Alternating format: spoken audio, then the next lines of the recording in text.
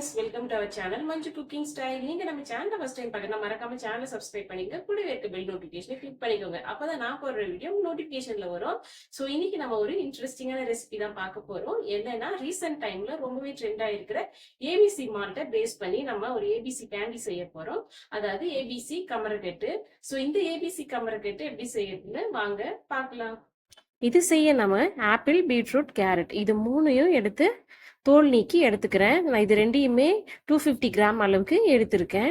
So இது மூணையுமே தோல் சீவி இந்த மாதிரி சின்ன சின்ன துண்டா கட் பண்ணிக்கோங்க. இதை நம்ம அரைக்க போறோம். ஸோ அரைக்கிறதுக்கு ஏற்ற மாதிரி சின்ன சின்னதா பண்ணிக்கோங்க.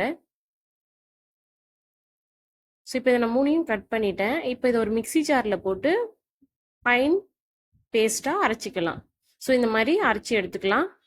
அரைச்சி எடுத்த பேஸ்ட்டை இந்த மாதிரி ஒரு கடாயில் போட்டு நம்ம இதில் இருக்க தண்ணியெல்லாம் சுண்டுற வரைக்கும் நம்ம வேக விடணும்.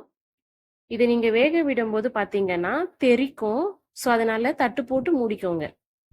ஸ்டார்டிங்கில் ஃபுல் ஃப்ளேம் வச்சும் வேக விடலாம். டைம் ஆக ஆக சிம்மில் வச்சும் பண்ணலாம். ஸோ இப்போ நீங்கள் எடுத்து பார்க்கும்போது சிம்மில் வச்சுக்கோங்க, இல்லைன்னா மேலே தெறிக்கும்.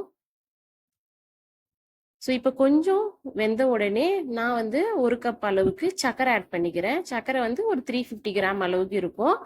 இது வந்து பார்த்தீங்கன்னா நான் நாட்டு சர்க்கரை, வெள்ளை சர்க்கரை ரெண்டுமே பயன்படுத்திக்கிறேன்.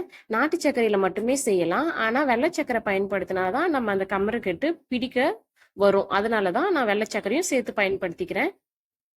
இப்போ அதை மூடி வேகட்டும்.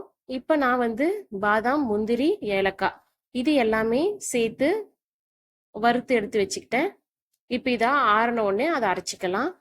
ஸோ இப்போ இதை சைட் பை சைடு இது நல்லா சுண்டட்டும். இப்போ நம்ம சர்க்கரை ஆட் பண்ணதுனால இது தண்ணி விடும். இதனால நம்ம தண்ணி வத்துற அளவுக்கு நல்லா மிக்ஸ் பண்ணணும். ஸோ இப்போ கொஞ்சம் நல்லா வெந்திருக்கு. இந்த ஸ்டேஜில் நம்ம அரைச்ச அந்த பவுடரை இதில் ஆட் பண்ணிக்கலாம். ஸோ நட்ஸ் பவுடரை ஆட் பண்ணி நல்லா மிக்ஸ் பண்ணுவோம். இது வந்து நீங்கள் கை விடவே கூடாது. ஸோ அடி பிடிக்கிற ஸ்டேஜில் சிம்மில் வச்சுக்கோங்க. கொஞ்சம் தண்ணி இருக்கிற ஸ்டேஜில் ஃபுல் ஃப்ளேம் வச்சுக்கோங்க. மாற்றி மாற்றி வச்சு கிண்டிக்கிட்டே இருக்கணும். ஸோ அடி பிடிக்கக்கூடாது. ஸோ நீங்கள் வந்து கிண்டிக்கிட்டே இருக்கணும். ஸோ இதுதான் கரெக்டான கன்சிஸ்டன்சி. உங்களுக்கு இந்த மாதிரி கரண்டிலேயே ஒட்டி வந்துடும். ஸோ இந்த மாதிரி தான் எடுக்கிற மாதிரி இருக்கும். இந்த ஸ்டேஜில் எடுத்து கொஞ்சம் நெய்யை விட்டு நம்ம சின்ன சின்ன உருண்டைகளாக பிடிச்சு எடுத்துக்கலாம். ஸோ இப்போ நெய் தொட்டு நான் இந்த மாதிரி பிசைஞ்சு விட்டுக்கிறேன். இது பார்க்க தான் ரஃப்பாக இருக்க மாதிரி இருக்கு, ஆனால் சாப்பிடும்போது கொஞ்சம் சாஃப்டாகவே இருக்கு. கமரக்கட்டு வந்து ரொம்ப கடிக்க கல் மாதிரி இருக்கும் இல்லையா? ஸோ அந்த மாதிரி இல்லாமல் இது சாஃப்டாகவே இருக்கும். டேஸ்ட்டு ரொம்ப ரொம்ப நல்லா இருக்கும். ஸோ வந்து ஏபிசி மால்ட் எந்த அளவுக்கு நல்லதோ அதே அளவுக்கு இதுவும் நல்லது தான். ஸோ நீங்கள் இந்த மாதிரியும் செஞ்சு சாப்பிடலாம். ஸோ இந்த ரெசிபி வந்து பார்த்தீங்கன்னா கிட்ஸ்ல இருந்து பெரியவங்க யார் வேணாலுமே சாப்பிடலாம்.